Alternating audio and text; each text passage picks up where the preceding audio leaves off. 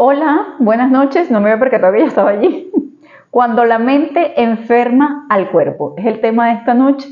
Espero que esta cuarta vez sí se pueda hacer el en vivo porque tenemos casi 15 minutos.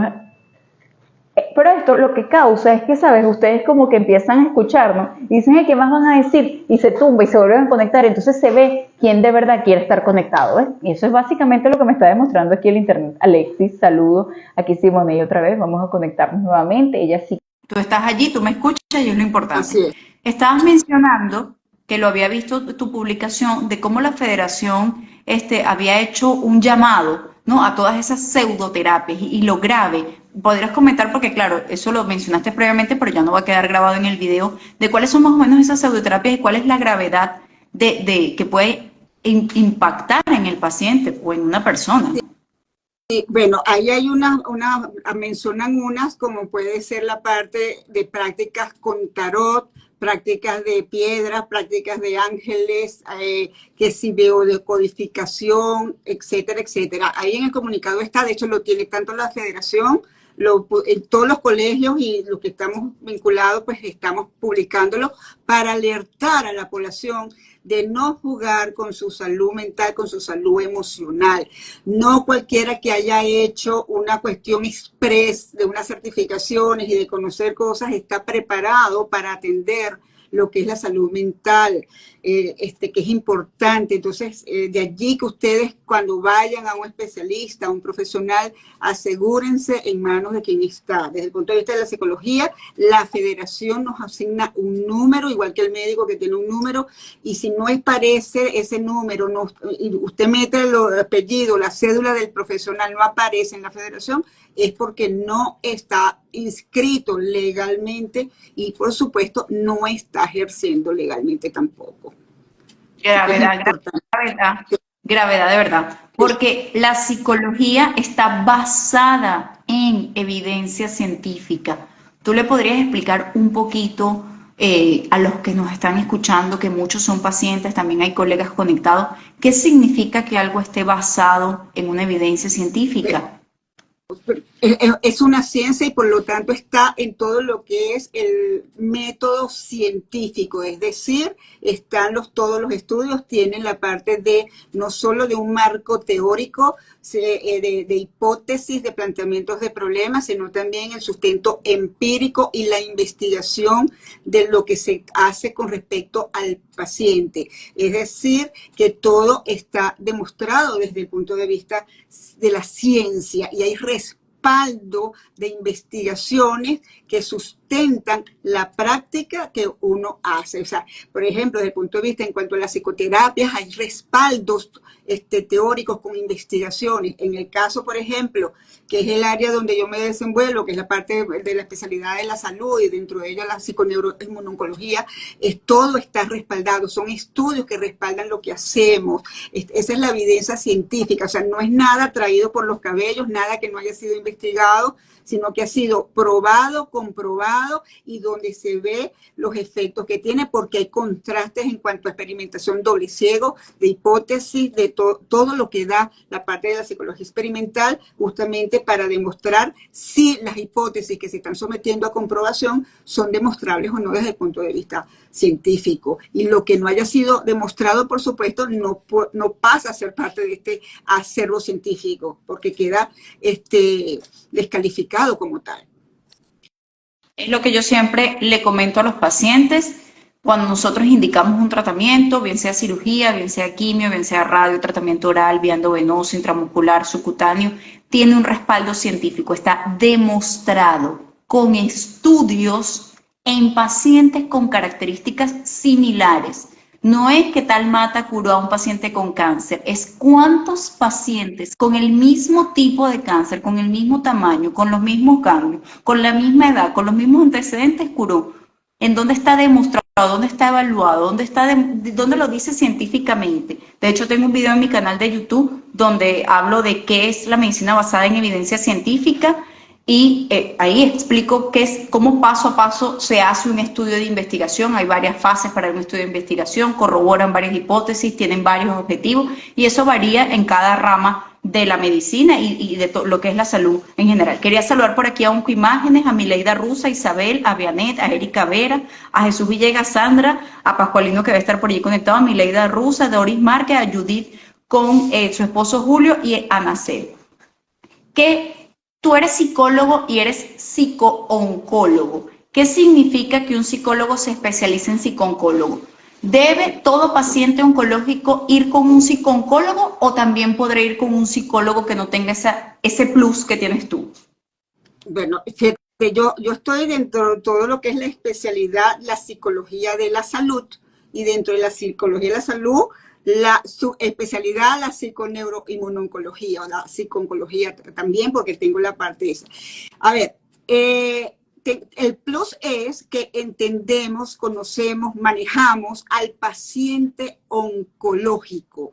Es decir, no solamente conocemos lo que tiene que ver con los aspectos emocionales, mentales, que están interfiriendo para el tratamiento de una enfermedad crónica, como es el cáncer, sino que además conocemos de la enfermedad. O sea, conocemos, no desde el punto de vista como el médico, por supuesto, pero sí estamos familiarizados con el tipo de enfermedad, el tipo de tumores, las clasificaciones que se hacen, los tratamientos que tiene previsto un paciente oncológico, no solamente desde la cirugía, sino la radioterapia, la quimioterapia, la inmunoterapia, o sea, todo lo que rodea o se aborda con el paciente oncológico, el psico-oncólogo lo conoce, pero además todo como la enfermedad interviene también en su parte mental, su parte emocional, su parte afectiva.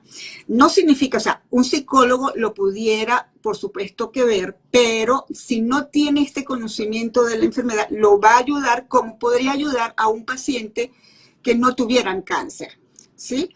O sea, lo va a ayudar, pero no es lo mismo si se conoce y se habla al paciente en unos términos que no solamente ya está familiarizado porque lo maneja desde el punto de vista de los distintos especialistas que lo ve, desde el radioterapeuta, el que hace la radioterapia, el oncólogo, el médico, el cirujano, el del laboratorio, o sea, el que le hace todos los estudios. Entonces, nosotros formamos dentro de estas especialidades parte de ese equipo de especialistas, incluso si estuviésemos en hospitales, es parte del equipo de especialistas que atiende al paciente oncológico para darle un tratamiento no solamente desde el punto de vista médico, sino cómo afecta, porque está demostrado, y es el tema que nos ocupa hoy, cómo la parte mental interfiere o afecta la parte de la efectividad incluso del organismo a la hora de combatir determinadas enfermedades, no solamente el cáncer, sino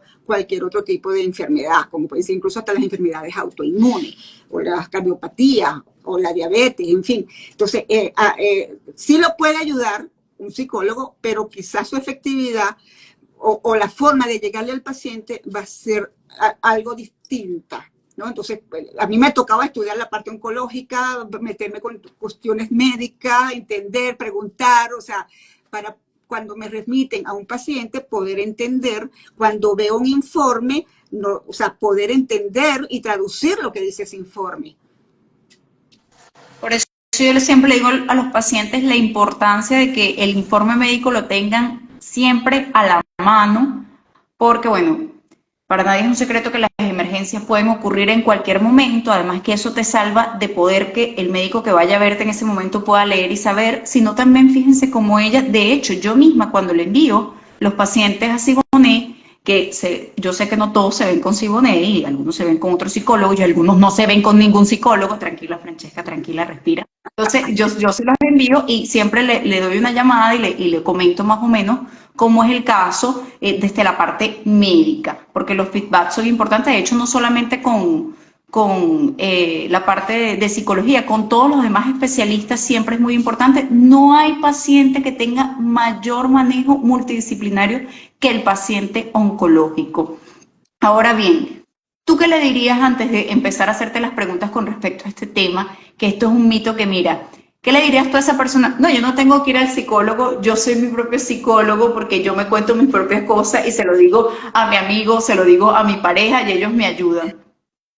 ¿Qué les digo? Mira, Incluso nosotros los psicólogos tenemos nuestro propio psicólogo. O sea, para garantizar que primero estamos en capacidad y en bienestar para poder seguir también, estamos haciendo prácticas de autocuidado para poder atender a las personas que nos llegan.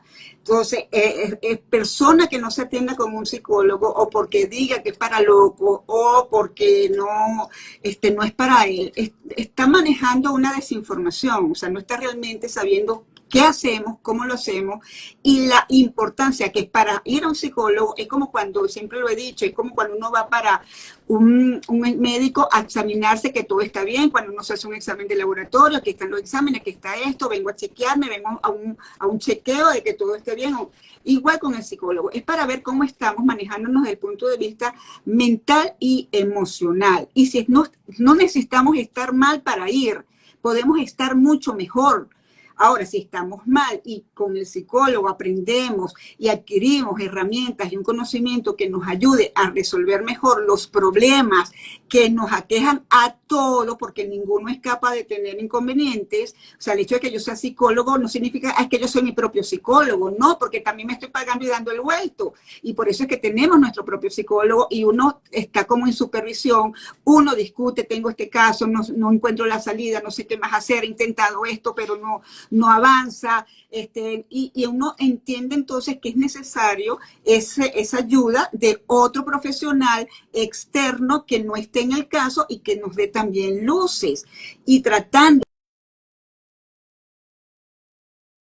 el acompañamiento psicológico, psicoterapéutico, tiene que ser, escúchenme bien, desde el momento casi que les dan el diagnóstico. O sea, el diagnóstico durante el proceso de todo lo que es el proceso oncológico y post tratamiento, incluso cuando entra en fase de remisión.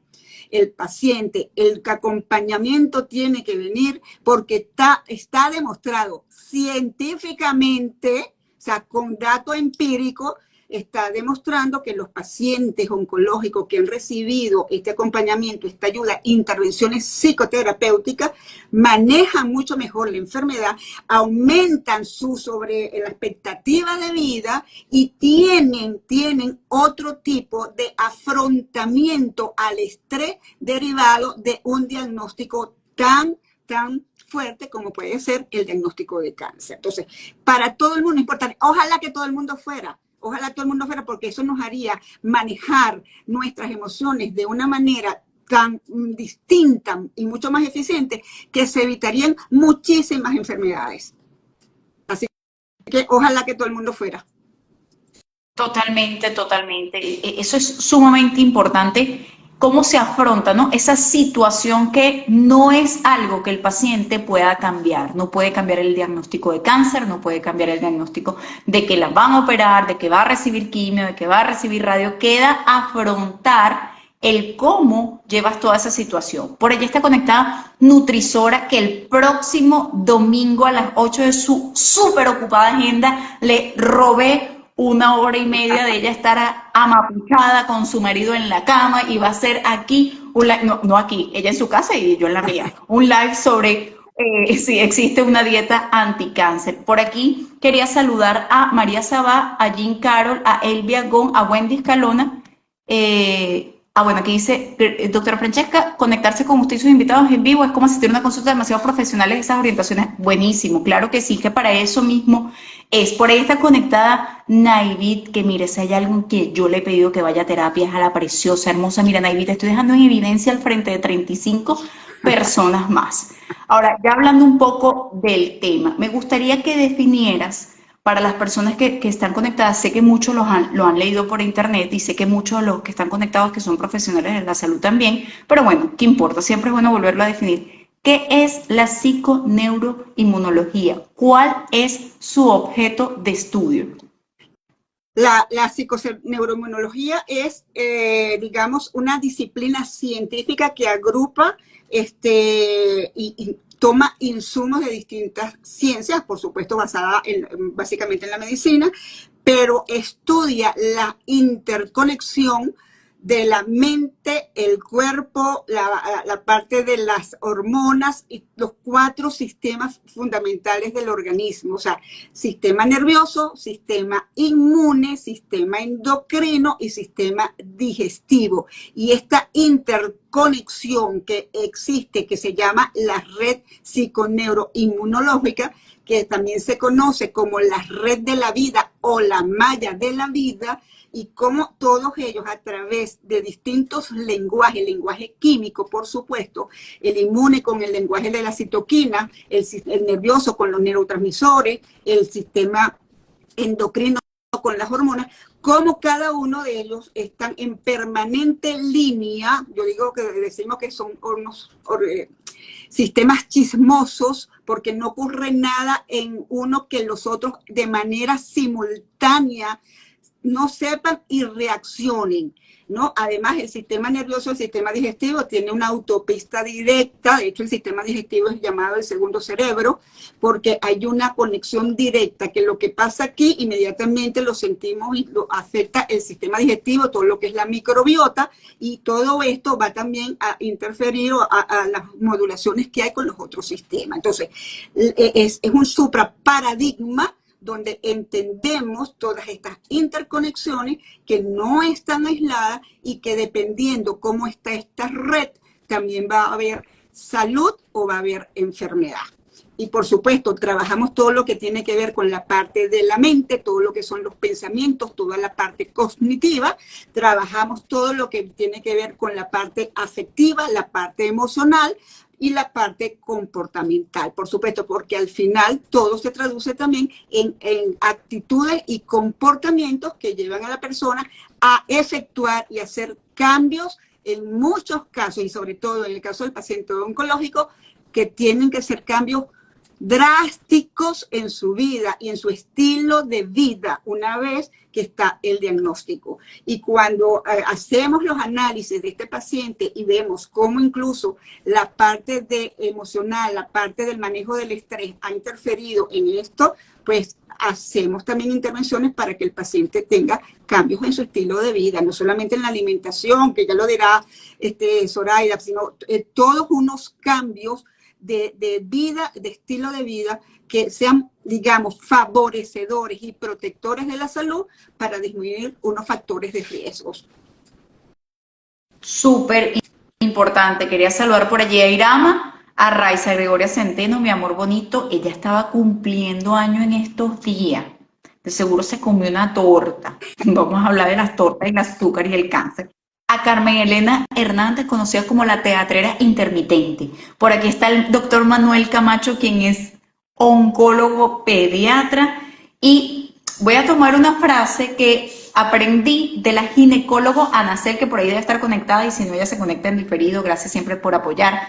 Ella me comentaba que las hormonas en nuestro cuerpo son como cuando tú vives en un sitio donde donde vives en un sitio con muchas personas más y llega el agua. Entonces alguien se para y, pues mira, llegó el agua y empieza a lavar y empieza a hacer todo, y la de al lado dice, no, yo también me voy a poner a hacer lo mismo. Entonces todas se van conectando así y todo es un sistema interconectado, súper, hiper microscópico. Claro, nosotros aquí lo explicamos de una forma que se pueda entender, pero es muchísimo pero recontra mucho más complejo de lo que parece. Y para ello, como yo le digo a los pacientes, nosotros intentamos dar una información de la forma más digerible posible para ustedes. Pero si nosotros vamos a la raíz a explicar cada cosita, no, hombre, aquí no tendrían que venir a estudiar con nosotros todo eso todos los días, porque de seguro Siboney estudia todos los días. Ahora bien, Siboney, ¿por qué se dice que la mente puede enfermar al cuerpo? ¿Es tan poderosa así que puede tener un impacto en cómo nos sentimos físicamente? La respuesta es un rotundo sí. El cuerpo viene siendo de alguna manera el escenario de nuestras sensaciones, de nuestras emociones, de nuestros pensamientos y de nuestras relaciones. O sea, es ese teatro vivo que va a recibir todo esto. Y hace unos cuantos siglos atrás, dos grandes filósofos, uno Aristóteles y el otro Sócrates. Aristóteles decía, por ejemplo, que un cambio en el estado psíquico de la persona va a producir un cambio estructural a nivel corporal y viceversa, un cambio a nivel de la estructura corporal, un cambio en la estructura psíquica. Eso lo dijo Aristóteles hace muchos años atrás. Y fíjate, hoy eso tiene validez. Y Sócrates, él decía que no hay una enfermedad del cuerpo que esté desligada de la mente. La ciencia, hoy por hoy, eso lo ha comprobado. ¿Qué pasa? Cuerpo, mente, emociones son un equilibrio interconectado. Es decir, la parte física, la parte mental, la parte emocional, la parte social, la parte espiritual. Todo eso son áreas de nuestra vida en las cuales nosotros actuamos y tenemos una incidencia. Pero como te decía también antes, hay un equilibrio entre unos sistemas, estos sistemas que mencioné, el sistema inmune, el sistema endocrino, el digestivo y el nervioso. Todos ellos, cuando están en equilibrio, decimos que hay salud. Y cuando hay un desequilibrio, hay enfermedad. ¿Por qué? Porque es como si se apagaran los sistemas y se apagaran nuestras áreas.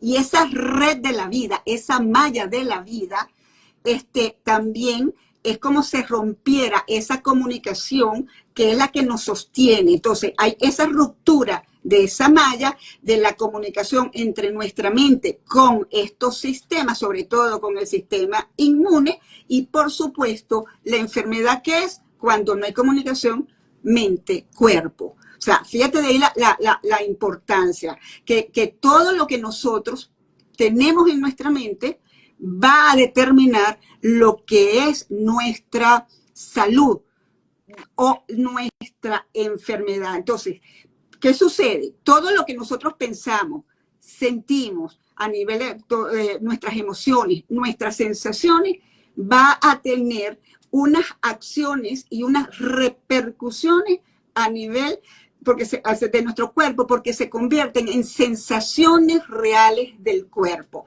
Entonces, todo lo que está expresado va a tener una influencia no solo en nuestro cuerpo a través del sistema nervioso, porque va a haber unas interconexiones del sistema nervioso que va a llevar a que todo eso sea afectado.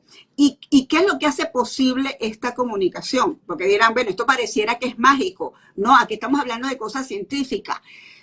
Una conocida neurocientífica, ya ella murió, Candice Pearce, en 1980, ella descubrió las moléculas de las emociones o los cerebros emocionales. Son moléculas, pequeños cerebritos que tenemos en todo nuestro organismo que fluyen a través de nuestro cuerpo por el flujo sanguíneo. ¿Cuáles son? ¿Y qué es eso? Los neuropéptidos.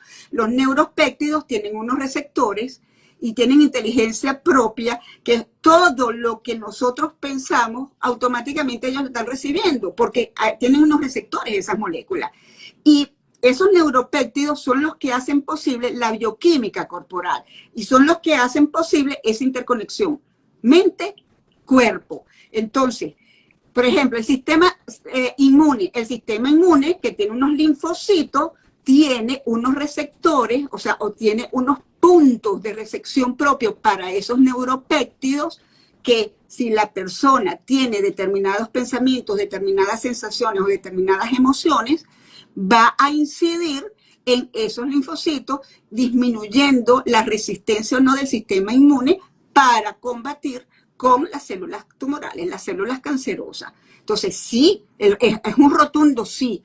Esas conversaciones que nosotros tenemos, esos diálogos emocionales que nosotros tenemos, por supuesto, se traducen a nivel de nuestro cuerpo como especie de una batalla en los tejidos corporales que hacen que se debilite el cuerpo. Emociones como la rabia, el miedo, la tristeza, ojo, que son emociones básicas que podemos sentir, que es válido sentir, solo que cuando las reprimimos, cuando las negamos o las exageramos, se convierten en dañinas para el organismo. Mientras que otras dos emociones que también son básicas, como es la alegría o el amor, son protectoras de nuestro sistema, de todos estos sistemas y de nuestro cuerpo. Entonces, ¿qué es lo que tenemos que buscar aquí?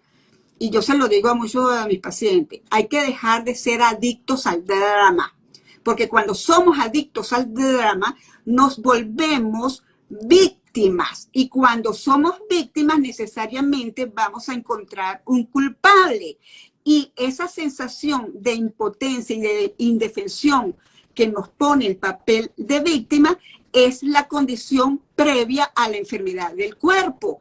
Y primero nos enfermamos de las emociones y después nos enfermamos del cuerpo. De allí la importancia de qué es lo que pensamos, qué sentimos, qué expresamos y cómo vamos entonces a hacer esto. Y cómo a modificar. Porque además, sobre todo en los pacientes con cáncer, que tengan en cuenta esto, y todas las personas que nos están escuchando, cuando nosotros tenemos pensamientos y emociones negativas o estamos todo el tiempo conectadas a ellas, ¿qué estamos haciendo? Estamos activando la parte de la precorteza derecha de nuestro hemisferio derecho. ¿Y qué va a pasar aquí? Aquí tenemos y generamos en nosotros ansiedad, depresión, insatisfacción. Entonces, de alguna manera nos estamos autogenerando, por eso hablo del drama, hablo de la víctima, nos estamos autogenerando una infelicidad. Mientras que si tenemos emociones positivas, pensamientos positivos de alegría, estamos activando el córtex prefrontal izquierdo que nos llena de emociones placenteras, de sensaciones de bienestar, de alegría, y también nos estamos entonces autogenerando una felicidad.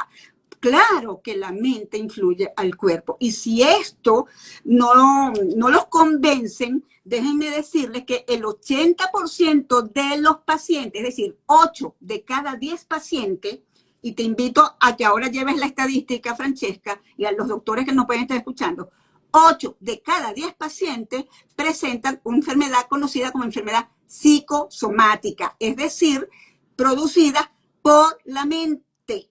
El 80%. Entonces, si eso no los termina de convencer, el 80% de todos los pacientes, y esto no lo digo yo, lo dice el doctor Carl Simonton, que es uno de los más investigados en la parte del cáncer, el 80% de la parte de los cánceres se producen cuando se ha habido o la persona ha tenido un estrés tan fuerte que no lo ha sabido manejar y que al cabo de unos meses o pocos años va a resentirlo el cuerpo. Entonces, por supuesto que hay que tener en cuenta lo que pensamos y sentimos, y de allí la importancia de la salud mental y de visitar a los psicólogos. Saludos a Glisette, que está allí conectada, quien es paciente mía, también paciente de Siboney. Wow, alarmante la estadística. De hecho, el aumento de las enfermedades mentales ha sido increíble en los últimos años. ¿Podrías definir cuál es la diferencia? Porque a veces yo le digo, pues es que no es lo mismo la aceptación que la resignación. Sí, fíjate que cuando estamos en resignación, es cuando vulgarmente decimos o popularmente decimos se tira la toalla. O sea, no hay nada que hacer, espero que Dios se apiade de mí, en cualquier circunstancia, ¿ok? En cualquier circunstancia. No necesito estar enfermo para estar resignada, ¿ok? Si no, tiro la toalla, no hay nada que hacer, aquí no hay solución, no hay salida. La aceptación es, sé que esto no lo puedo modificar en este momento, acepto lo que es, pero no dejo de buscar opciones y alternativas para resolver una situación o para estar mejor en una situación. Lo voy a poner con el ejemplo, por ejemplo, del paciente con cáncer. El paciente con cáncer recibe un diagnóstico. Hay una cosa a lo que tiene que, en un momento dado, un diagnóstico al que tiene que someterse. No puede cambiar ese diagnóstico. El médico le dirá que tiene que someter a cirugía, a radio, a quimio. No lo puede hacer. No es lo mismo resignarse a pasar por ese proceso porque no tengo más remedio, a aceptar, tengo esto, pero voy a hacer cosas que mejoren o incrementen el pronóstico que me está dando, porque los pronósticos son pronósticos.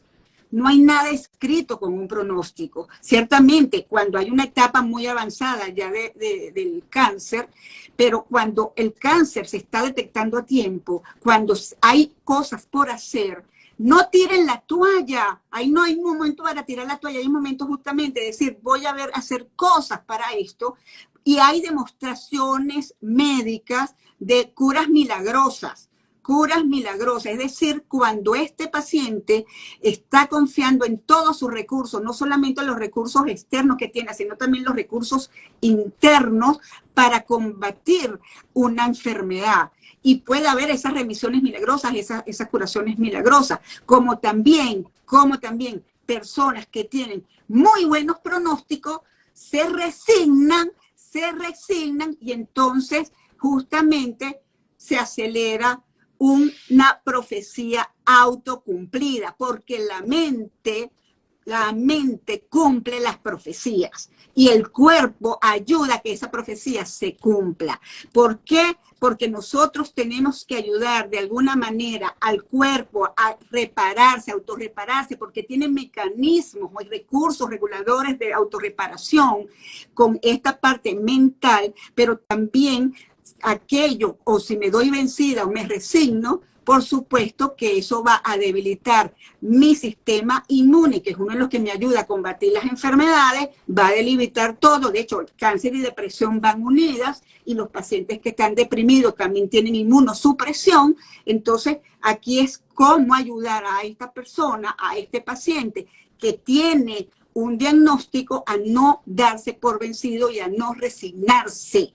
Mientras hay vida, hay esperanza, y mientras hay esperanza, hay vida. Eso tómenlo en cuenta. Y cáncer, el diagnóstico de cáncer no es sinónimo de muerte, porque todo tiene que ver con la biología de las creencias y de cómo nuestros pensamientos pueden cambiar de alguna manera, modificar la forma de nuestras neuronas, el contenido de nuestros pensamientos también puede cambiar la forma anatómica y las funciones de esas neuronas y toda la parte de nuestras funciones corporales. No se den por vencidos. Entendemos que mueve el piso, entendemos que es muy duro, entendemos que es difícil, pero no se resignen, porque no está todo escrito y la mente es poderosa. Eso lo puedo ver yo en los pacientes oncológicos que tengo en el oncológico Luis Racetti, donde laboro, que tienen muchos años conmigo, pacientes que pareciera que tuviesen un peor pronóstico por sus enfermedad metastásica. De hecho, para ser bastante honestas, por la enfermedad metastásica se ven muchísimo mejor y tienen muchísimo mejor actitud y hacen más actividades de la vida diaria. Son pacientes que viven, que se bañan solos, que comen solos, que hacen cosas, y otros pacientes que pareciera que no tuviesen un pronóstico tan reservado, pero que están peor y tienen un impacto, y eso ni hablar del acompañamiento familiar, porque eso sí sería otro tema, de los cual tengo un live con la excelentísima, única e inigualable Siboney Pérez B. Por aquí Anacel Viera dice, y puede empeorar su situación porque mal maneja sus emociones y se angustia más el paciente oncológico. Es complejo enfrentar un diagnóstico de cáncer en este país. Qué excelente explicación. El poder de la mente es algo increíble. Siempre debemos pensar en positivo a pesar de las circunstancias. Eso lo dice el oncólogo pediatra, el doctor Manuel Camacho, un moreno precioso. Por aquí el doctor Jaikel Bajanche, quien es cirujano oncólogo por allá por los Maracayes. El paciente oncológico es de manejo multidisciplinario. Claro que sí. De hecho, yo cuando empecé, yo tengo desde el 2019 en terapia, ya son 20, 21, 22, 23, 24, 5 años. Siboney me enseñó, y yo digo que lo deberían aplicar todos los que nos escuchan, me enseñó a dibujar 3 círculos alrededor de mí. Obvio, no es que 3 círculos voy a dibujar en una hoja, y anotar en el círculo más externo todo lo que está completamente fuera de mi alcance. Lo que está completamente fuera de mi alcance, en el círculo del medio lo que está medianamente a mi alcance, y en el círculo interior lo que está a mi alcance, y ahí siempre estará la actitud con la que enfrentas las cosas. Mencionaba, Siboney, que me gustaría que lo profundizaras aún más, porque sé que eres una persona única e inigualable en eso. No se está diciendo que está mal sentirse mal, porque tú misma nos has dicho que para que una emoción desagradable se pueda vivir, transitar, desaparecer, hay que permitir validarla y sentirla. Sí, eso es cierto, hay que validarla, hay que darle nombre a lo que estamos sintiendo. El asunto es cuando nos quedamos enchufados, pegados, conectados de una manera fuerte, intensa con esas emociones. O sea, por ejemplo, si sentimos rabia, es válido sentir rabia, porque la rabia nos está diciendo que hay algo que estamos percibiendo como que es injusto y entonces nos lleva a poner límites. Pero el asunto es cuando esa rabia mal expresada, cuando esa rabia se torna crónica, cuando esa rabia la reprimimos, ¿qué va haciendo esa emoción? Eso va soltando neuropéptidos, esas moléculas emocionales que van minando esos tejidos y ¿qué va a hacer? Va a agredir aquella y va a afectar aquellas partes del cuerpo o aquellas zonas más débiles, bien sea el estómago, entonces va a producirte una úlcera, una gastritis, etcétera, y de ahí puede derivar a otro tipo de diagnóstico,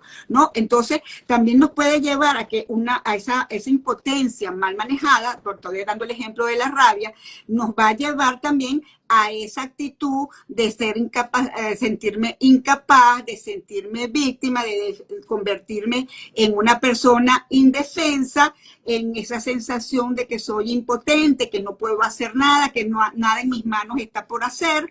Entonces eso se va a traducir también en unas dolencias corporales, puede ser incluso enfermedades cardíacas, hasta mismo cáncer. No se trata de que no sintamos. Son 5 emociones fundamentales, básicas, con las que venimos a este mundo. Venimos con ellas en nuestro manual de instrucciones, que son digamos, el miedo, la tristeza, la alegría, la rabia y el amor.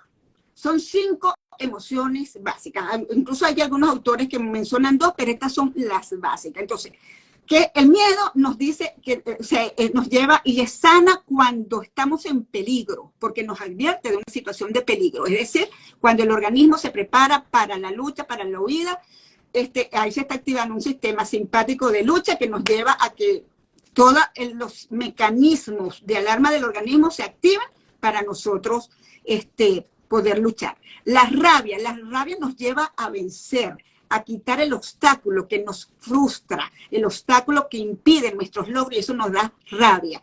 La tristeza es normal sentirla cuando estamos en duelo, cuando perdemos algo querido, un ser querido, un trabajo, nos lleva a duelar, a estar triste. La alegría nos conecta con el bienestar, nos conecta con el sentir, nos conecta con estar expansivos. Y el amor nos conduce incluso a el perdón, al perdonarnos y perdonar a otro. Entonces son 5 emociones que están allí a nuestra disposición. El asunto es con cuáles me conecto más. Anteriormente dije que la rabia, la tristeza y el miedo, conectadas todo el tiempo a ella, va a estar con estos neuropéptidos, estas moléculas, y lo que va a hacer es interferir en el sistema inmune también y nos va a debilitar, nos puede llevar a la enfermedad, porque si estamos todo el tiempo en depresión, estamos todo el tiempo en rabia, nos va a minar estos órganos que pueden estar más débiles, o el mismo miedo. Y las que nos llevan más o nos conectan más a salud justamente es la alegría y el amor, porque sí, también van a mover neuropéptidos, pero las moléculas de las emociones positivas, y los neuropéptidos que mueven también moléculas emocionales, pero los negativos. Entonces, ¿con qué me quiero conectar? ¿Es válido sentirse triste? Por supuesto que sí. ¿Es válido tener rabia? También. Y es válido tener miedo en un momento en que sintamos que la vida está en peligro. Pero tener eso permanentemente y no saber gestionar esas emociones es lo que va produciendo un estrés, y va incluso, nosotros estudiamos los pacientes porque hay varias personalidades, incluso las que están conectadas a las cardiopatías, y hay una personalidad tipo C que está conectada y muy vinculada a los pacientes con cáncer. ¿Qué pasa con esto? Si hay unas emociones mal gestionadas, reprimidas, que no están siendo elaboradas, transformadas, de la mejor manera y gestionada, producen un efecto, además de todo lo que trae desde el punto de vista corporal, producen un efecto que se llama y se conoce como el efecto del tocado y hundido. O sea, toca la emoción, pero también lo hunde. O sea, no sale a flote. Entonces, ese es un paciente o una persona que va a tener mucho menos recursos psicológicos, emocionales, para poder combatir enfermedades o tratar enfermedades como el cáncer. Importantísimo todo lo que mencionas. Recordemos, bueno, son una cantidad de neuropéptidos, de hormonas que se liberan. Recordemos que cuando sentimos eso o cuando creemos, porque a veces el cerebro no distingue, y para esto un ejemplo que es terrible, pero que sé que lo van a entender. Cuando alguna vez nos roba una moto, uno evidentemente se siente muy mal. Pero después, con el paso del tiempo, cuando escuchas la moto, vuelves a liberar todo igualito. Así la moto esté fuera de tu casa y tú estés dentro de tu casa encerrada y no tengas, digamos, que pueda pasarte algo. Igual sientes ese miedo porque el cerebro lo interpreta así. Así que cuando volvemos a pensar en todo eso, se vuelve a liberar toda esa cascada de neurotransmisores, de neuropéptidos que no son sanos. Hay un punto que mencionaste que para mí siempre ha sido crucial porque veo, no tengo ningún estudio científico, tal vez cuando tenga un volumen mayor de pacientes lo haré, pero veo cierto desarrollo y recaídas de cáncer, sobre todo en mujeres con fallecimientos de hijos o de hijas. ¿Cómo puede ser tan grave en nuestro cuerpo un duelo no manejado? Y no solamente me refiero a hijos, duelo puede ser pareja, duelo puede ser duelo de alguien que de verdad era cercano. Claro, claro, claro que lo hay. Bueno, fíjate, cuando un duelo, de hecho, la pérdida de un hijo es el mayor duelo y es uno de los más investigados en la psicología, justamente por lo que significa, ¿no? Y simbólicamente y psicológicamente, ¿qué significa? Y lo voy a decir aquí para los que me están escuchando y los que van a escucharme después. Cuando se nos mueren los papás, somos huérfanos, ¿verdad? Tenemos un nombre, somos huérfanos. Cuando se nos muere el cónyuge o la pareja, somos viuda o viudo, tenemos un nombre. No hay un nombre que identifique o que designe a la mamá que pierde un hijo. Entonces, es uno de los duelos más investigados por su significación. Y es simbólicamente es que le están arrancando la raíz, no solamente la raíz de lo que es la descendencia, lo que significa futuro tener el hijo y la descendencia, sino también la están arrancando de sus raíces de la tierra, sus raíces psicológicas. Es como si le quitaran hasta el vientre, el útero, lo que significa la matriz, el hecho de que ya ser mujer pierde un significado porque no tengo eso que me lo daba, no tengo el hijo, tengo esa pérdida. Y sí, cuando no se elabora bien el duelo, que ese es un duelo que tarda y hay que trabajarlo, hay que verlo, cuando eso no se hace, va a haber una depresión profunda. Hay personas que entran en depresión severa, depresión crónica, y por supuesto, Francesca, todo eso tiene sus efectos a nivel de una inmunosupresión, porque va a debilitar el sistema inmune, esta parte de la depresión, todos estos pensamientos, la ausencia, y todo eso en la mujer lo vive, lo experimenta de manera tan intensa, de manera tan profunda, tan inconmensurable es su dolor, que si no lo trabaja, ese dolor se va a revertir es en ella, porque de alguna manera ya no tengo ni siquiera por quién vivir, ya ni siquiera por ella misma. O sea, ya no vale la pena porque lo que yo traje al mundo ya no está. Ya no tengo quien me siga, ya no tengo quien me haga arraigo, ya no tengo que sea mi herencia, ya no tengo esa trascendencia en una generación. Entonces, todo eso es que está cargado de un simbolismo psicológico, también tiene un simbolismo y tiene una repercusión corporal, porque es como sentir el nido vacío. Si hay un nido vacío cuando los hijos se van para el exterior, imagínate tú cómo se siente el nido cuando ni siquiera ya puedo verlo o escucharlo, porque sé que ya no está. La recomendación es que si eso les ha pasado, busquen ayuda. Busquen ayuda para poder trabajar. No porque lo vayan a superar. Ojo, para que aprendan a vivir de un modo distinto ese dolor. El dolor no se va a aliviar. Es ver cómo puedo vivir de una manera diferente ese dolor e incluso buscarle una significación a ese dolor, buscarle un sentido a ese dolor. Yo trabajo con madres que han perdido hijos y cuando se trabaja y se les busca un sentido a esa pérdida, la recuperación es distinta y el manejo es distinto de ese dolor porque le encuentran un sentido al dolor, a esa pérdida.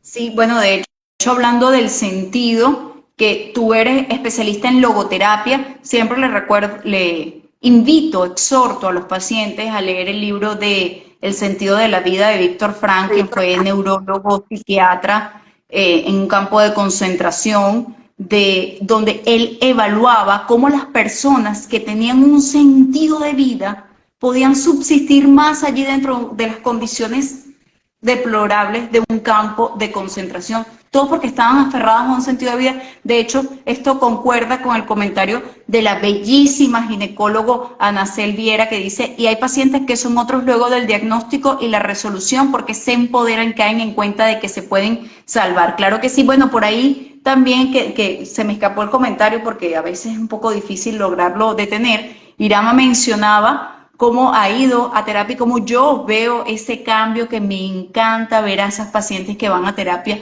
y se percibe ese cambio porque no saben lo difícil. Aquí empiezo con la autocompasión. A mí me fascina la autocompasión. Eso es algo que me he dado cuenta que tengo que trabajar, pero no saben lo difícil que es para nosotros desde este lado ver a pacientes, sobre todo los que no tenemos la herramienta, porque yo soy oncólogo clínico, no soy psicólogo ni nada de eso, los que no ver un paciente con una crisis de ansiedad, ver a un paciente que de repente está tan sumergido allí que ni siquiera está consciente del todo lo que le estás mencionando.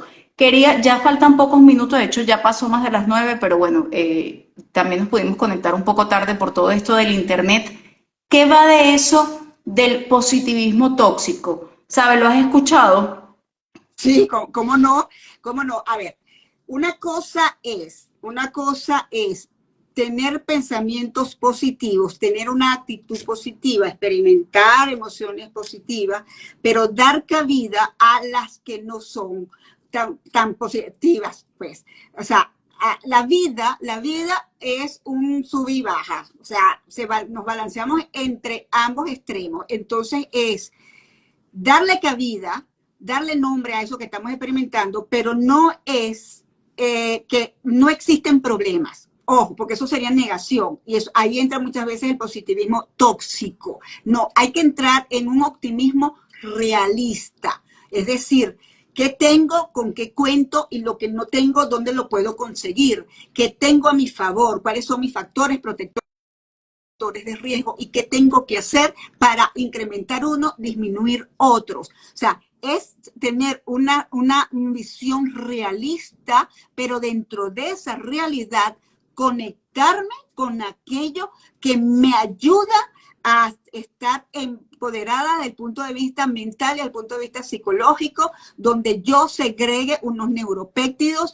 distintos, donde yo transforme mi bioquímica celular, donde yo trabaje a través de mis creencias, a través de mis pensamientos, a través de mis emociones, modifique un poco la bioquímica del cuerpo. Incluso la meditación está estudiada, que es una de las que ayuda a incrementar los telómeros, y son los que nos permiten un poco predecir hasta la vida, la data de vida. Entonces, si eso está demostrado que sí, que nuestra mente interviene, una cosa es hacerlo desde la parte realista, pero no desde la negación o de que pienso positivo, pero no hago nada. No, eso es una actitud muy cómoda. Hay que actuar positivamente haciendo cosas, actuando, moviéndose. No esperando que el maná caiga del cielo y aquí estoy esperando yo porque estoy pensando positivamente. Eso es absurdo. Eso no es pensar positivo. Pensar positivo es voy con la mejor intención, voy con la mejor actitud, haciendo, sabiendo lo que tengo, pero esperando para hacer lo mejor y preparándome para actuar en lo mejor. Siendo realista, pero no tampoco tirando la toalla. Wow, No tirar la toalla wow, desde wow. el principio. Sí, exactamente, sí, porque los pacientes a mí me encantan aquí, ¿cómo es que dice el dicho venezolano que le echan la burra para el monte? Yo a veces digo que tengo que cambiar la forma en que hablo porque uno tiene que cambiar a otro target, pero de verdad el dicharachero lo llevo por dentro. Porque me dicen, no, sí, yo he hecho cosas para mejorar. Y yo, como, ¿cuáles? Para ver, te quiero escuchar. Bueno, doctora, yo escucho sus lives que usted hace con Sibode. No, no, eso no es suficiente, mi amor. Eso no es suficiente. Eso es individualizado. Las consultas son individualizadas y aquí nosotros damos, obviamente, como les digo, explicamos de una forma muy sencilla, con temas que son muchísimo más complejos, que tienen muchísimo, si uno se adentra de verdad a estudiarlo, es increíble y que tocamos pinceladas, pero cada consulta es individual y cada persona evidentemente es un mundo aparte. No va a sustituir esto jamás una consulta médica. Y ya lo ha dicho Siboney, la importancia del acompañamiento desde el momento del diagnóstico. Yo he notado, Siboney, con los pacientes, a mí, ya yo los agarro en la bajadita, ¿no? Antes yo medio caía, ahorita ya no caigo tanto, pero antes me decían como que, ay, doctora, desde que le puso esa quimio, eso ha sido mucha rabieta. Y yo le digo, ay, sí, y él era como antes, súper alegre. Me dicen, bueno, no, entonces, sí, exacto, no, eso es la quimio que lo... No, señora, no me venga a mí con eso. Entonces, ¿cómo ya de por sí, cómo son los estilos de afrontamiento de cada paciente y cómo se puede exacerbar una personalidad rabiosa, ser más rabioso, un ansioso, ser más ansioso, una persona que se la pasaba más tal vez retraída, deprimida, a volverse más deprimida? Tal cual, así es. El tipo de personalidad o los rasgos que tenemos de personalidad van a manifestarse en todas situaciones. Obviamente, en una situación de mayor estrés, como puede ser un diagnóstico, esos rasgos se van a exacerbar y se va a adjudicar. Por eso te hablaba antes que a los pacientes les gusta el drama, o sea, el drama de la vida y hacerse las víctimas, ¿no? No, deja el drama. Aquí el drama usted era rabioso antes y la quimio es el pretexto para ser más rabioso. O sea, ahí es donde digo, hay que dejar ese drama. No, tome la cosa, no, reconozca, tengo este estilo, hago de esto, o bueno, me siento impotente, me siento chiquito, me siento con miedo. Los pacientes tienen que también reconocer que tienen miedo a los tratamientos y expresarlo. Tengo miedo a la quimio, tengo miedo a la cirugía, tengo miedo a las radios, no sé lo que me van a hacer, no sé cómo es el aparato. Bueno, pregúntenle, yo siempre les digo, tengan un cuaderno y pregúntenle, anoten las preguntas para su médico, porque a lo mejor en el momento del diagnóstico, y lo hemos hablado en otros live, esa fase que toda médica de vaya para allá, los exámenes, estudios, etcétera, no les da tiempo de asimilar y de cantar todo lo que está sucediendo a nivel emocional. Pero entonces anote y después cuando eso empiece a sentarse, que empiece a darse cuenta de cuál es la realidad que hay que enfrentar y afrontar, entonces usted tiene sus anotaciones ahí y va a tener un diálogo mejor, no solamente con el médico oncólogo, con Francesca, sino con su psicólogo, cuando también yo le digo, trajiste el cuaderno para ver qué pasó contigo y qué fue lo que anotaste, para poder trabajar esa parte emocional y esa parte mental. De allí que no se hagan las víctimas todo el tiempo, dejen los dramas, ya suficiente drama tiene la vida por sí sola. Sí. Y importantísimo, creo que vas a decir una frase que me encanta, por favor, ya han anotado las dudas, porque mire, no confíen en esa amiga llamada memoria. Esa amiga es para desconfiar de ella, ¿no? Yo, y sobre todo en el shock de ese diagnóstico y el momento de la consulta. Por aquí Ana Cel dice, la quimio los cambió tal cual. El paciente me dice, no, yo quedé así súper ansiosa después. Y yo me recuerdo siempre la primera consulta y yo digo, pero yo también la percibí ansiosa desde la primera consulta, pero bueno. Por aquí dice, este espacio tan valioso ofrece psicoeducación, que es parte del abordaje. Saludos cordiales, saludos a ti, María Alexandra Báez. Qué bonito verte por aquí. Tenía tiempo sin que habláramos, sin que nos conectáramos. Por aquí dicen, excelente como siempre, felicitaciones a las dos personalidades, saludos a la doctora Siboney y abrazos, todavía estoy en Lima. Ya Ana Morales se ya está internacional, ya ella no está en el país de Venezuela. Me encanta esto, hay que hacer más live de esto. Claro, Siboney es una invitada recurrente, debe ser así, educar al paciente y responder sus inquietudes y las de sus familiares. Totalmente de acuerdo. Quería mencionar algo antes de que ya nos vayamos a despedir. A mí me da mucha risa, de verdad, como el paciente, que yo le digo, mire, mantenga estilos de vida saludable. Entonces, comemos con muchos carbohidratos. Lamento decirle, sí, la papa, el plátano y el arroz son carbohidratos. Comemos azúcar, que no sirve para nada, lo vamos a hablar en el próximo live. No gestionamos adecuadamente las emociones.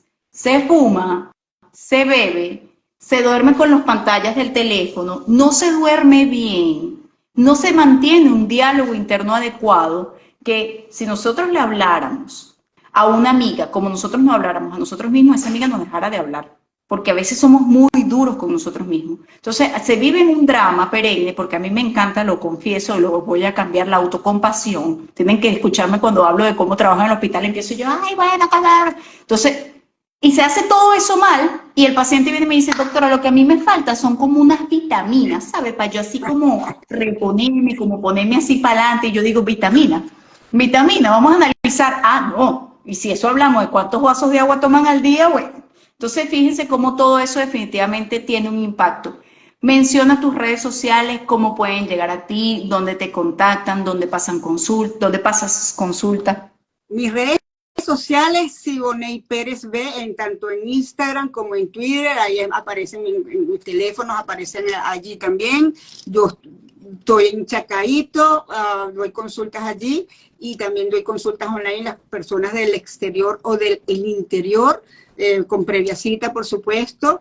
Y bueno, me pueden contactar y a la orden, y no le tengan miedo a los psicólogos, así estén sanos, no le tengan miedo a los psicólogos, mejor vayan para que estén mucho mejor.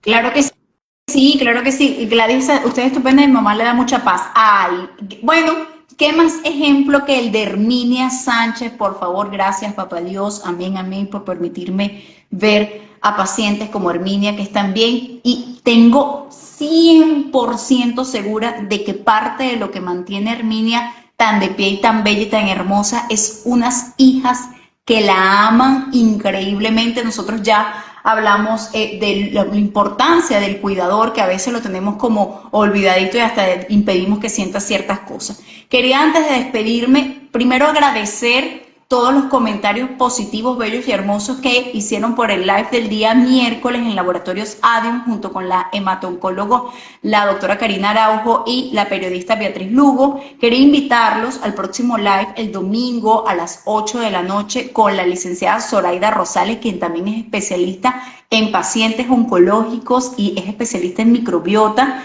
A las 8 de la noche existe una dieta anticáncer, que fue el tema de la tercera jornada de orientación para pacientes oncológicos. Este miércoles 28 de febrero a la 1 de la tarde estaremos Siboney Pérez y mi persona en el auditorio del Centro Médico de Caracas. No tengo más cupo, debo confesarlo, estoy que me estiro los pelitos que tengo porque de verdad se me llenó, gracias a papá Dios. Estoy confirmando a los pacientes para saber qué tantos cupos y qué tantas sillas me quedan. Estoy al borde de una desesperación, pero todo va a salir bien porque no me puedo autocompadecer. Y bueno, nada, quería decirles que muchísimas gracias a los que siempre se conectan. Gracias, por ahí está el doctor Agustín Gutiérrez, quien es el jefe supremo. Gracias a Gilda. Por allí está Gilda, que también le he dicho bastante como Navy que vaya. Quería decirles, como, no sé si querías mencionar algo más que te haya quedado de repente en el aire o profundizar en algún otro puntico que quieras decir, Que en tal caso, que sí, a veces interrumpo. que en tal caso, si hay mucha gente, pues se repite la conferencia, porque el tema es interesante, para que hagan cosas distintas. Y nuevamente, no le tengan miedo al psicólogo, la salud mental, no hay salud física sin salud mental, el cuerpo es una unidad completa con la mente, es integral la salud. Cuiden su salud mental, cuiden su vida emocional y aprendan a gestionar sus emociones. Y gracias a ti por Claro que no, gracias a ti por siempre aceptarme la invitación. Les tengo un pensamiento final que dice: lidia con las cosas según te vayan llegando y no según el miedo que tienes de que supuestamente lleguen. Gracias a todos los que se conectan. Nos vemos el próximo domingo y nos vemos en persona el miércoles a la 1 de la tarde en el auditorio del Centro Médico. Si Dios quiere, cuídense. Chao.